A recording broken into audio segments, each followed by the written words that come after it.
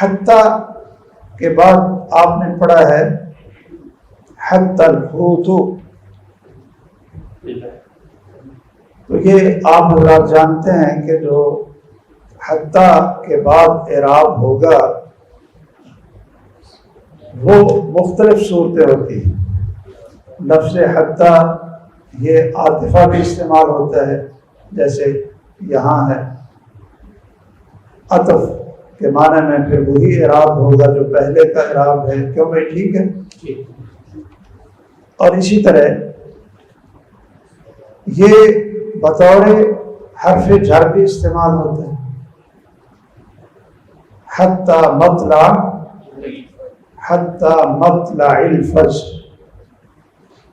حتی مطلع الفجر. اس لیے بعد میں حتی النملۃ یہ بھی پڑھا ہے کہ اس کو حرف جر بنا. اور تیسرا اس کا معنی ہوتا ہے ابتدا کے معنی، ابتدا کے معنی میں بھی ہوتا ہے.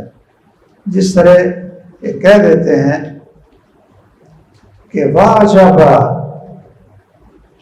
حَتَّى قُلَيْبٌ تَسُبُّنِي، وَعَجَبَ حَتَّى قُلَيْبٌ تَسُبُّنِي، کہ بڑی عجیب بات ہے کہ یہ بنو قلیب بھی مجھے گالیاں دیتے ہیں.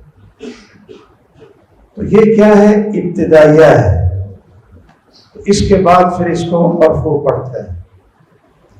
اور حتیٰ یہ لام تعلیل یا کہہ کے معنی میں بھی استعمال ہو جاتا ہے. پھر یہ مضارع پر داخل ہوتا ہے تو اس کو کیا کرتا ہے؟ اس کو نصب دے دیتا ہے. ملا علی قاری رحمہ اللہ فرماتے ہیں کہ اس حدیث میں سب سے صحیح اور بہتر یہ ہے کہ اس کو حرف عطفی رکھا جائے. تو آپ اس کو پھر یہی پڑھیں گے حتی الحوت فی البحر.